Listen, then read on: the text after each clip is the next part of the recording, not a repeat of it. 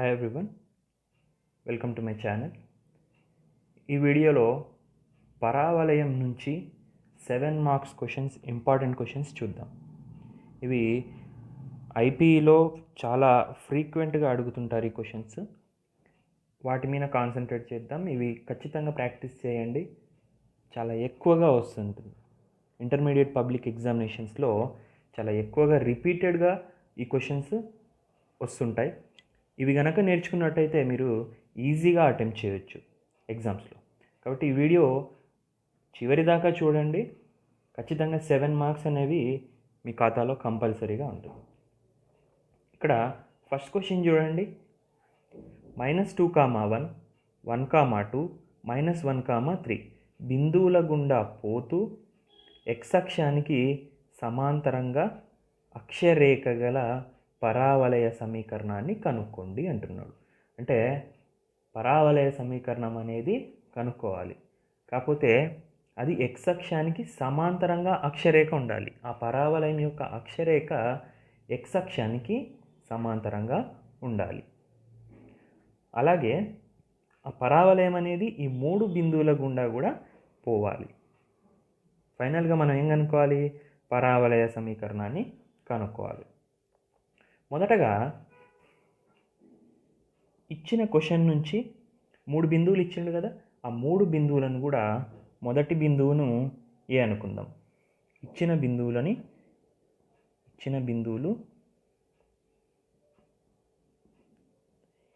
ఏ -2,1, B 1,2 మరియు C -1,3 అనుకుందాం.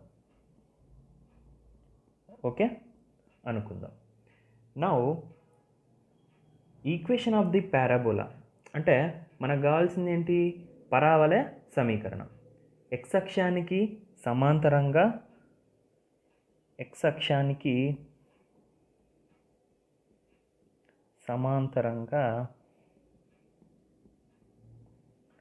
అక్షరేఖ గల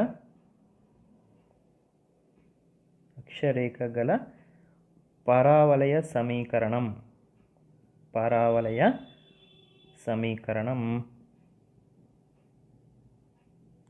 x అక్షానికి సమాంతరంగా అక్షరేఖ ఉన్నప్పుడు పరావలయం యొక్క సమీకరణం ఏమవుతుంది అని అంటే x = ly² + my + n. Okay, x = ly² + my + n. ఇది x అక్షానికి సమాంతరంగా అక్షరేఖ గల పరావలయ సమీకరణం. ఇక్కడ చూడండి, x అక్షానికి కాబట్టి x. ఓకేనా? నెక్స్ట్ ఈ రైట్ హ్యాండ్ సైడ్లో చూడండి, మీకు ఎక్కడ కూడా x అనే చలరాశి కనిపిస్తుందా? కనిపించట్లేదు. సో x అక్షానికి సమాంతరంగా అక్షరేఖ గల పరావలయ సమీకరణాన్ని ఈ విధంగా గుర్తుపెట్టుకోండి. x = ly² + my + n. ఓకేనా? నేను ఏమనుకుంటున్నా? ఈ సమీకరణాన్ని 1 అనుకుంటున్నా. ఓకేనా? అయితే ఇక్కడ ఇస్తున్నాడు కదా, ఈ 3 బిందువుల గుండా పోతుంది. ఈ పరావలయ సమీకరణం అనేది ఈ 3 బిందువుల గుండా పోతుంది. కాబట్టి మొదటగా ఏ అనే బిందువు పరావలయంపై ఉంటుంది.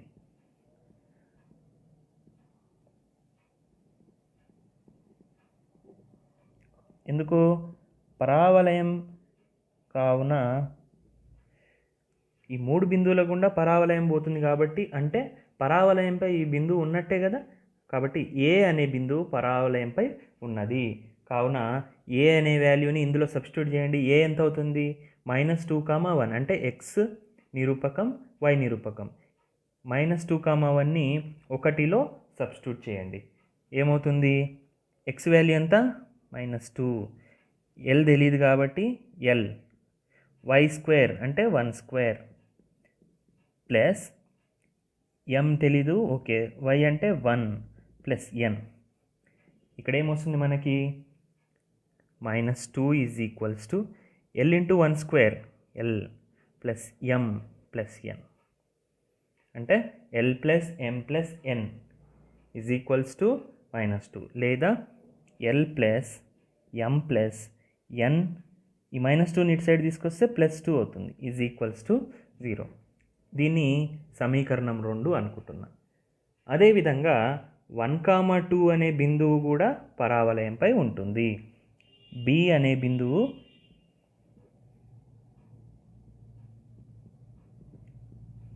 పరావలయంపై ఉన్నది.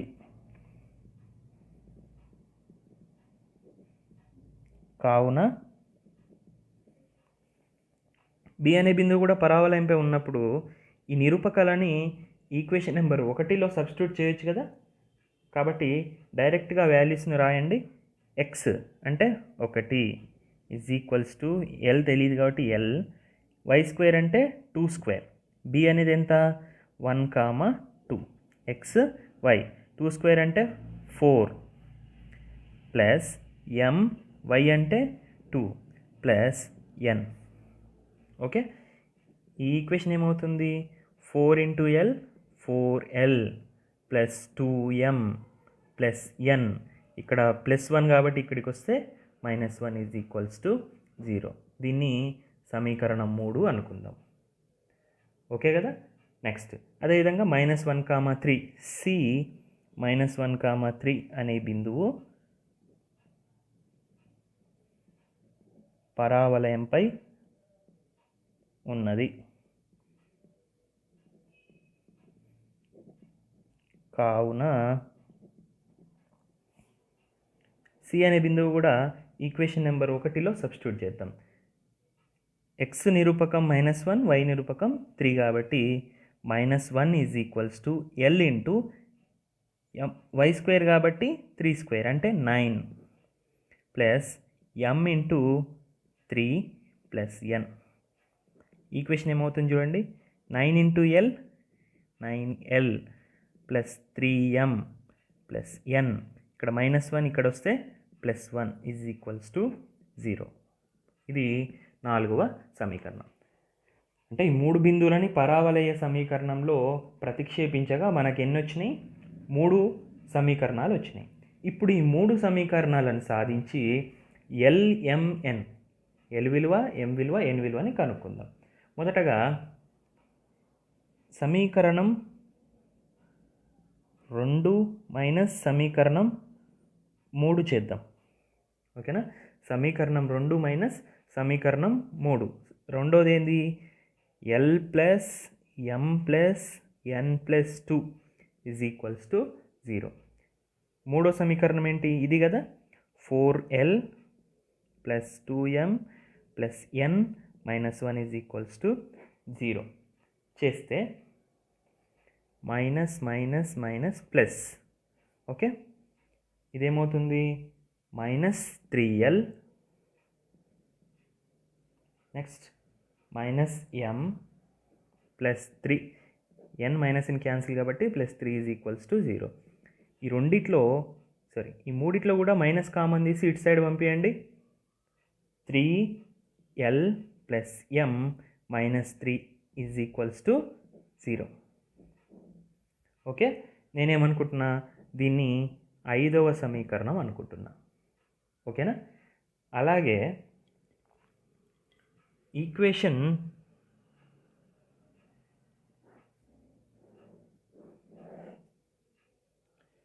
సమీకరణం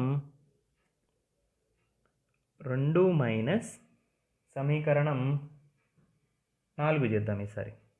సమీకరణం 2 మైనస్ సమీకరణం 4 సాధించండి. సమీకరణం 2 ఏంటి L plus M plus N plus 2 is equals to 0. అలాగే సమీకరణం 4 ఏంటి 9L plus 3M plus N plus 1 is equals to 0. సాధించండి minus minus minus minus. Okay, ఏమొస్తుంది చెప్పండి -8L minus 2M plus minus cancel కాబట్టి +1 is equals to 0. Minus common తీసి అటు side పంపిస్తే 8L plus 2M -1 is equals to 0. దీన్ని 6వ సమీకరణం అనుకుంటున్నాం. ఓకేనా. నెక్స్ట్ ఇప్పుడు చూడండి, ఇక్కడ LM ఉన్నాయి, ఇక్కడ కూడా LM ఉన్నాయి. అంటే ఈ రెండు సమీకరణాలను సాధిస్తే L మరియు M విలువలు కనుక్కోవచ్చు కదా. రెండు సమీకరణాలను సాధిద్దాం. సమీకరణం 5, 6లను సాధించగా అడ్డగుణకార పద్ధతిలో సాధిద్దాం. LM ఇక్కడ 1, ఇక్కడ చూడండి 1, 2గా తీసుకుంటాం. ఓకే, 1, 2. తర్వాత దీని కోఎఫిషియెంట్స్ ఏంటి? -3 మరియు -1, 3 మరియు 8 M కోఎఫిషియెంట్స్. అలాగే ఇంకోటి ఏంటి? 1, 2. ఓకే, నెక్స్ట్ అడ్డగుణకారం చేద్దాం.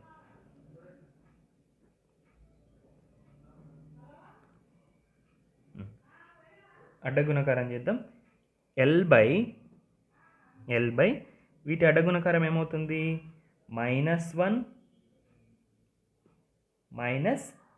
+6 కదా, ఎందుకంటే ఇక్కడ మైనస్ ఇంటూ మైనస్ ప్లస్ కాబట్టి. Is equals to M by -3 × 8 -24 +3 -3 × 1 1 by 3 2 6 -8. ఓకేనా.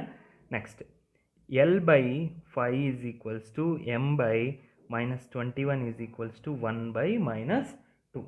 So L by 5 is equals to -1/2. L is equals to -5/2. L is equals to -5/2. ఇక్కడ M by -21 is equals to -1/2. ఇక్కడ minus minus cancel అవుతుంది. M is equals to 21/2. L విలువ M విలువ వచ్చింది మనకి. Next ఏం కావాలి? N విలువ కావాలి. అవునా. N విలువని కనుక్కోవడానికి L మరియు M విలువలని ఈక్వేషన్ 2లో సబ్స్టిట్యూట్ చేద్దామా? ఈక్వేషన్ 2లో సబ్స్టిట్యూట్ చేయండి. L + M + N + 2 is equals to 0. అంటే L విలువ ఎంత? -5/2 ప్లస్ M విలువ 21/2 ప్లస్ N తెలీదు ప్లస్ 2 ఈజ్ ఈక్వల్స్ టు 0. దీని మొత్తాన్ని సాధిస్తే అంటే కాసాగు అవన్నీ తీసిన తర్వాత కాసాగు ఏమొస్తుంది? 2 వస్తుంది కదా. 2 వస్తుంది కాసాగు. ఓకే, కాసాగు 2. నెక్స్ట్ -5 ప్లస్ 21 ప్లస్ 4 Nకి రాయట్లే నేను, ఈజ్ ఈక్వల్స్ టు 0. ఓకేనా. ఈ మూడింటి కాసాగు మాత్రమే తీస్తున్నాను. ఓకేనా. ఇదేమవుతుంది? 20/2 అంటే 10. 10 plus N is equals to 0. N is equals to -10. L, M, N విలువలు వచ్చినాయి మనకి. L, M, N విలువల్ని ఈక్వేషన్ నెంబర్ 1లో సబ్స్టిట్యూట్ చేద్దాం. L, M, N విలువలు సమీకరణం 1లో ప్రతిక్షేపించగా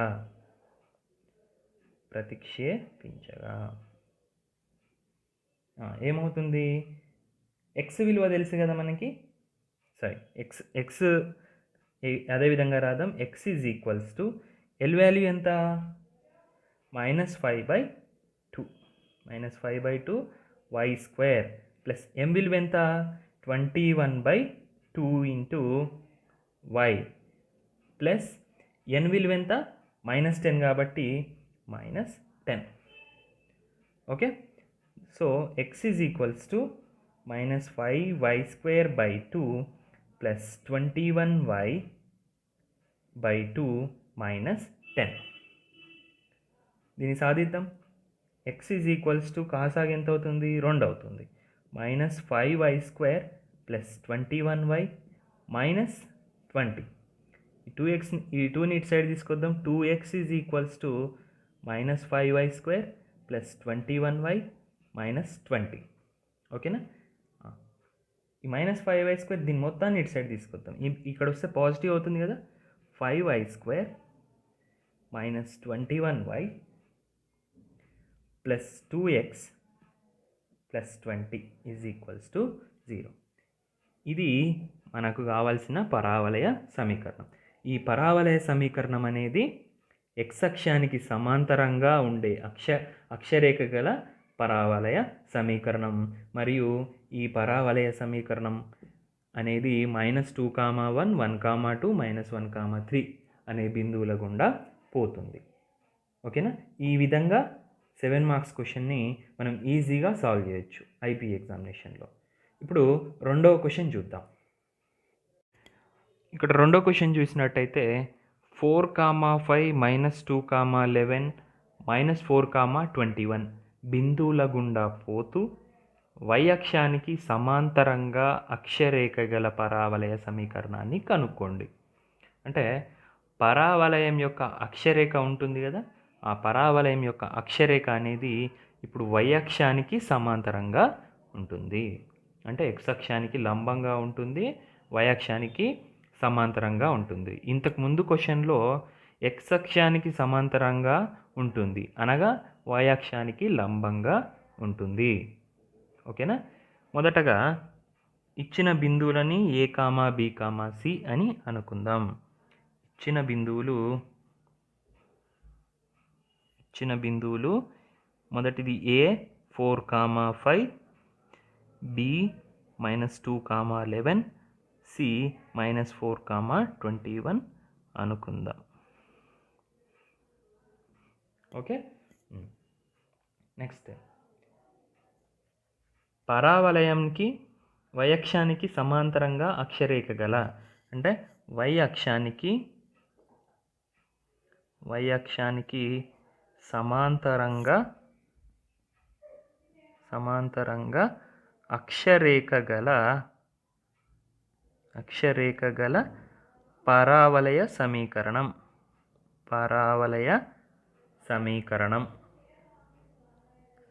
సమీకరణం ఏమవుతుందని అంటే small y is equals to lx² plus mx plus n.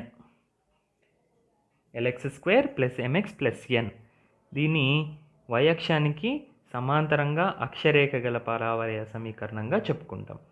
y అక్షానికి కాబట్టి y, ఇక్కడ y అనే చలరాశి ఉండదు. ఇంతకుముందు x అక్షానికి కాబట్టి x is equals to ly² plus my plus n. ఇక్కడ y అక్షానికి సమాంతరం కాబట్టి y is equals to lx² plus mx plus n. దీన్ని సమీకరణం 1 అనుకుందాం. ఓకే, ఈ సమీకరణం పరావలయం మీదనే ఈ బిందువులు ఉంటాయి. ఎందుకంటే ఈ బిందువుల గుండా పోతుంది పరావలయం. ఆ బిందువుల గుండా పరావలయం పోతుందని అంటే ఆ బిందువులు ఆ పరావలయం మీద ఉన్నట్టే కదా. సిమిలర్గా ఏ అనే బిందువు పరావలయంపై ఉన్నది, లేదా పరావలయం అనేది ఏ 4,5 బిందువుల గుండా పోతుంది, పరావలయంపై ఉన్నది. కావున ఏ అనే బిందువులని ఈక్వేషన్ నెంబర్ 1లో సబ్స్టిట్యూట్ చేయొచ్చు కదా. ఇది x నిరూపకం, ఇది y నిరూపకం అవుతుంది. y అంటే 5 is equals to l into x² అంటే 4² 16 plus m into 4 plus n.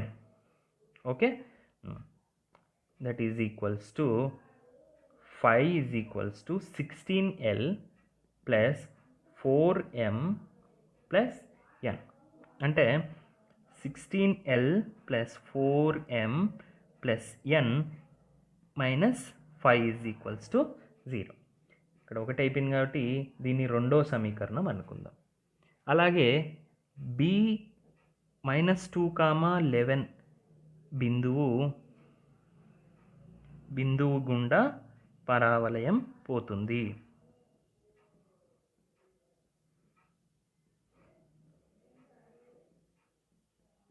కావున b అనే బిందువు గుండా పరావలయంపై ఉంటుంది.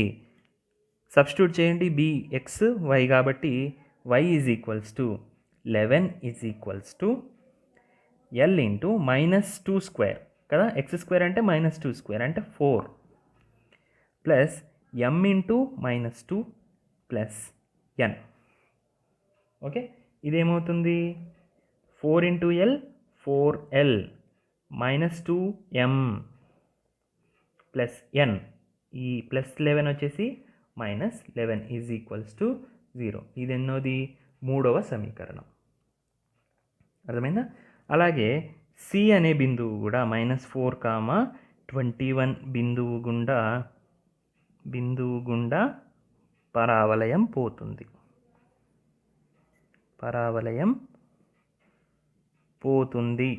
కావున -4, 21 అనే బిందువు కూడా ఈ సమీకరణంలో ప్రతిక్షేపించవచ్చు. అవునా? ప్రతిక్షేపించండి. 21 is equals to L into -4 square అంటే 16, రైట్. నెక్స్ట్ 4 ఇంటూ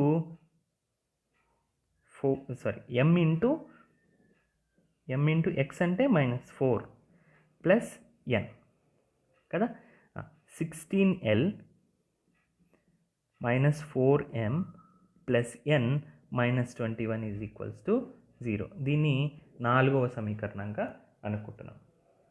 ఓకేనా? నెక్స్ట్ ఇప్పుడు ఈక్వేషన్ 2 మరియు 3లని సాధిద్దాం. అంటే సమీకరణం 2 నుంచి సమీకరణం 3ని తీసేద్దాం. తీసివేయగా ఏమొస్తుంది? సమీకరణం 2ది ఏంటి? 16l plus 4m plus n minus 5 is equals to 0. Next సమీకరణం 3వది ఏంటి? 4l minus 2m plus n minus 11 is equals to 0. తీసేస్తున్నాం కాబట్టి minus plus minus plus. Okay, ఇక్కడ ఏం మిగులుతుంది? 16 నుంచి 4 పోతే 12 కదా, 12l plus 6m plus n minus n cancel plus 6 is equals to 0. వీటి మొత్తంలో 6ని కామన్ తీయొచ్చు మనం. కాబట్టి ఇక్కడ ఏం మిగులుతుంది? 2l plus m plus 1 is equals to 0. 2ని కామన్ తీస్తున్నాం, ఇటు సైడ్ పంపిస్తున్నాం కాబట్టి 2l plus m plus 1 is equals to 0. దీన్ని ఈక్వేషన్ నెంబర్ 5గా చెప్పుకుంటున్నాం. Equation number 5. నెక్స్ట్ సమీకరణం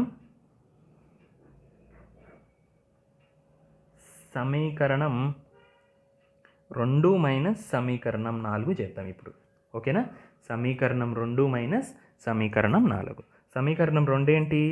16l plus 4m plus n minus 5 is equals to 0. సమీకరణం 4వది 16l మైనస్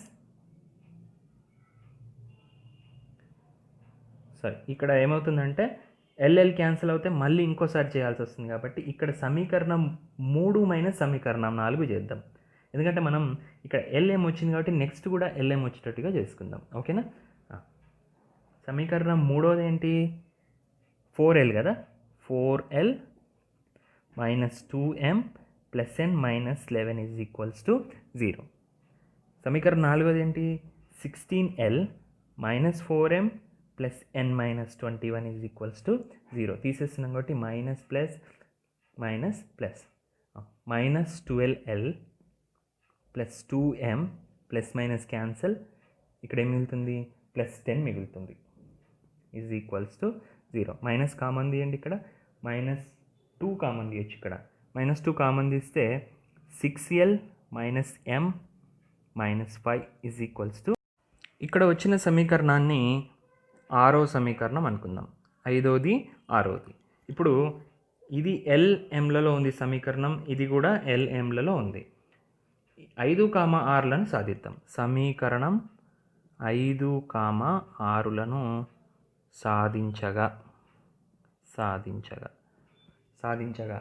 ఏం చేస్తాం? అడ్డగుణకారం చేస్తాం.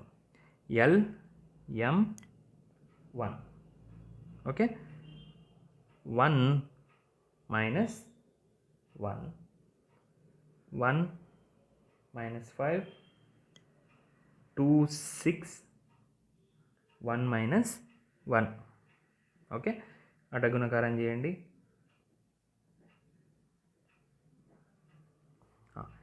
L by minus 5 plus 1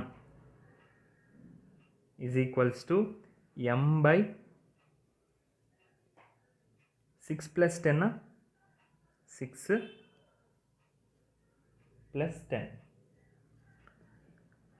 Next is equals to 1 by minus 2 minus 6. So దీన్ని ఏ విధంగా రాయొచ్చు? L by minus 4 is equals to M by 16 is equals to 1 by minus 8. ఇప్పుడు L by minus 4 is equals to 1 by minus 8.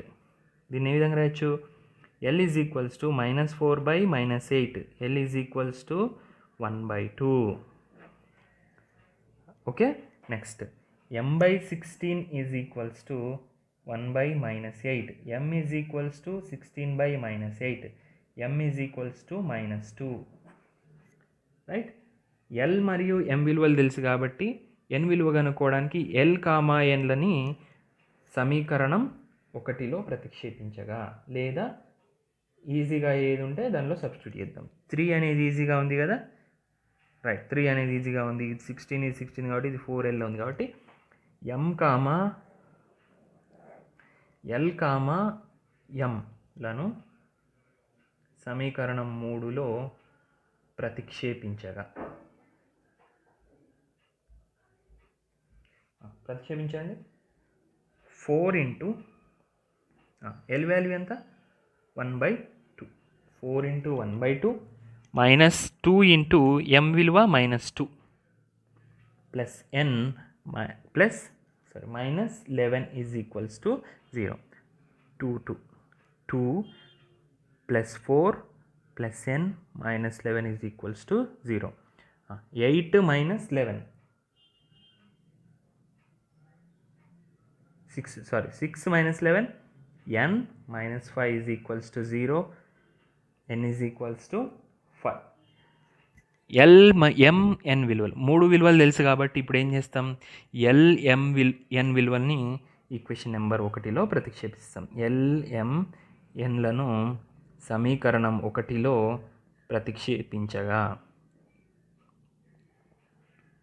ప్రతిక్షేపించండి. Y is equals to L విలువ ఎంత? 1/2 into x² plus M విలువ ఎంత? -2 x plus N విలువ ఎంత? 5. Y is equals to x²/2 minus 2x plus 5.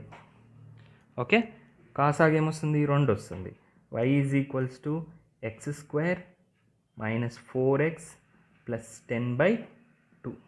ఈ 2 ఇటు సైడ్ తీసుకురండి. 2y is equals to x² minus 4x plus 10 is equals ఈ 2yని ఇటు సైడ్ తీసుకురండి. x² minus 4x plus minus 2y plus 10 is equals to 0.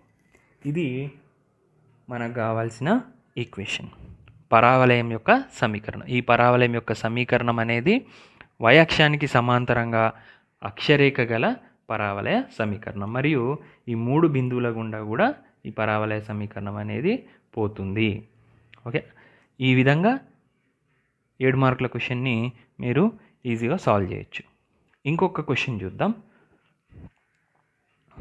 ఇక్కడ 3వ క్వశ్చన్ ఒకసారి చూసినట్టయితే y² is equals to 4ax పరావలయంలో అంతర్లిఖించిన త్రిభుజం శీర్షాలు y నిరూపకాలు ఏమంటున్నాడు? y1, y2, y3 అయితే త్రిభుజ వైశాల్యం 1/8a mod y1 minus y2 into y2 minus y3 into y3 minus y1 చదరపు యూనిట్లని చూపాలి. Very very important question for 7 marks question. Okay, మొదటగా పరావలయం ఇస్తున్నాడు. ఏమిచ్చిండు? y² is equals to 4ax. ఈ పరావలయంలో అంతర్లిఖించిన త్రిభుజం అంటే ఒక త్రిభుజం అనేది పరావలయం లోపల ఉంది. ఓకేనా, మొదటగా ఆ పరావలయంలో ఉన్నటువంటి త్రిభుజం యొక్క శీర్షాలు ఎన్ని ఉంటాయి? త్రిభుజానికి శీర్షాలు 3 ఉంటాయి, అవునా? సో మొదట ఏం చేద్దామంటే మనకు ఆ బిందువులు తెలియదు కాబట్టి x1 y1, b x2 y2, c x3 y3 ఈ 3 కూడా త్రిభుజం యొక్క శీర్షాలు అనుకుందాం. త్రిభుజం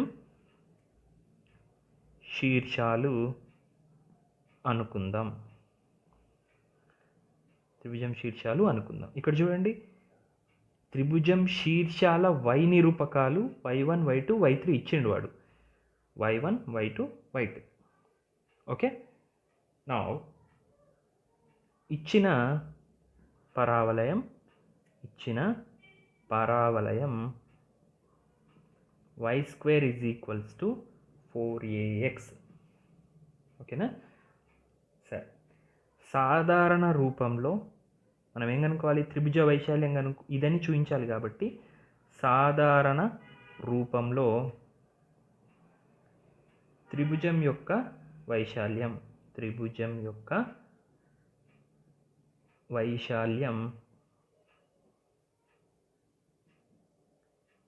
delta = mod 1/2 sigma x1 × y2 - y3 చదరపు యూనిట్లు. ఇది త్రిభుజం యొక్క వైశాల్యం, సాధారణ రూపంలో త్రిభుజం యొక్క వైశాల్యంగా సూచిస్తాం. ఓకేనా? అయితే మొదటగా ఏం చేయాలి అంటే, ఇది నిరూపించడానికి ఏదైనా బిందువు యొక్క పరామితీయ రూపం తీసుకోవాలి. పరామితీయ రూపం ఏమవుతుంది? పరామితీయ రూపం వచ్చేసి at² 2at అవుతుంది. ఓకేనా? at² 2at అనేది ఏదైనా ఒక బిందువు యొక్క పరామితీయ రూపం అవుతుంది. అదే ఒకవేళ ఏ అనే బిందువు యొక్క పరామితీయ రూపం చూద్దాం. x1 y1 = అప్పుడు ఏమవుతుంది? at1² 2at1. ఇప్పుడు ఏ బిందువు యొక్క పరామితీయ రూపం. బి బిందువు యొక్క పరామితీయ రూపం x1 y1 = x2 y2 కదా, b at2² 2at2 అవుతుంది. నెక్స్ట్, సి అనే బిందువు యొక్క పరామితీయ రూపం at3² 2at3. ఇవి ఆ బిందువుల యొక్క పారామితీయ రూపాలు అవుతాయి. ఓకేనా? ఇక్కడ చూడండి, x1 అనేది at1² అవుతుందా? ఇక్కడ x1 = at1². నెక్స్ట్, y1 అనేది ఏమవుతుంది? 2at1. y1 = 2at1. ఓకే, అంటే y1 = 2at1. ఓకే, దీన్ని బట్టి t1 = y1/2a రాయచ్చా? ఈ t1 ఇక్కడే పెట్టేసి 2aని ఇటు సైడ్ తీసుకెళ్తున్నా, అంటే t1 వాల్యూ ఏమవుతుంది? y1/2a అవుతుంది. మనకు తెలుసు x1 = at² కదా, at1². t1 ఎంత? x1 = t1 వాల్యూ ఎంత? y1/2a, అంటే a × y1/2a స్క్వేర్ కాబట్టి స్క్వేర్. ఓకేనా? Next, x1 = a × y1²/4a². ఒక స్క్వేర్కి ఒక a క్యాన్సిల్ కాబట్టి ఇక్కడ ఏమి మిగులుతుంది? y1²/4a. అంటే x1 అనేది y1²/4a అవుతుంది. y1 ఏమవుతుంది? 2at1 అవుతుంది. ఓకేనా? ఇప్పుడు ఏరియా ఆఫ్ ది ట్రయాంగిల్ తీసుకుందాం. త్రిభుజం యొక్క వైశాల్యం తీసుకుందాం. త్రిభుజం యొక్క వైశాల్యం ఇదే కదా, డెల్టా = mod 1/2 సిగ్మా x1 ఏంటి? y1²/4a. y1²/4a × y2 minus y3 చదరపు యూనిట్లు కదా. Okay, delta is equals to 1/2 అనేది కాన్స్టెంట్ కదా, స్థిరాంకం. 4a కూడా స్థిరాంకం కాబట్టి ఆ రెండింటిని బయటికి తీసుకొద్దాం. 2 × 4a 8a mod sigma y1² × y2 minus y3. ఓకేనా?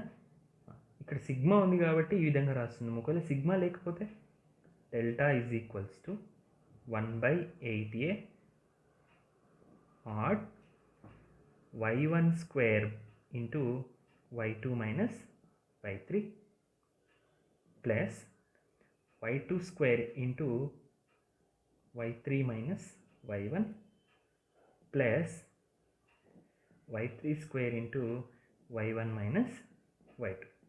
సిగ్మా యొక్క ఎక్స్పాన్షన్ ఇదే కదా, ఈ విధంగానే తీసుకుంటాం కదా ఎక్స్పాన్షన్ అనేది.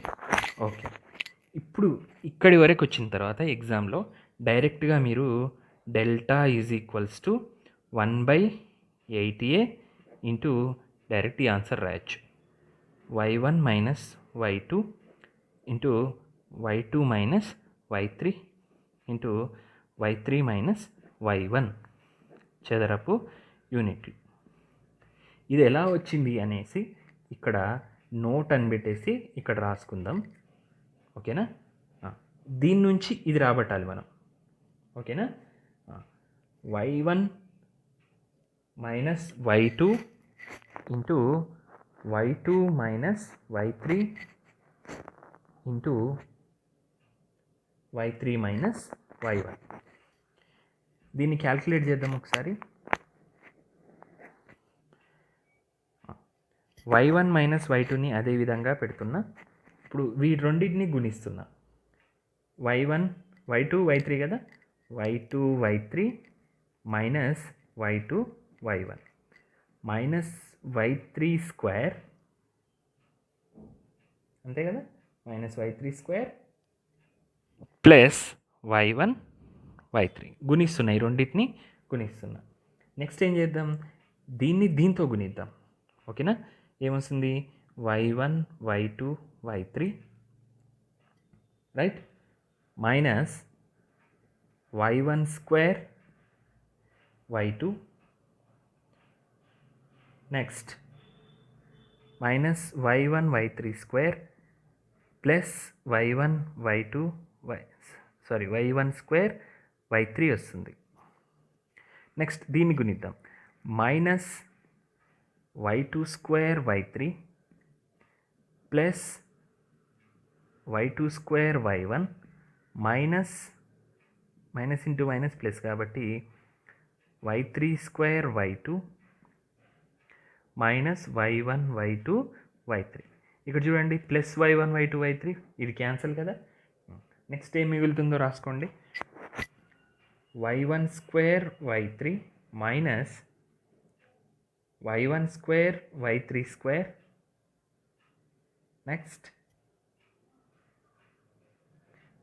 నెక్స్ట్ ఏం మిగులుతుంది, plus y1 y2² minus y1² y2 plus y2 y3²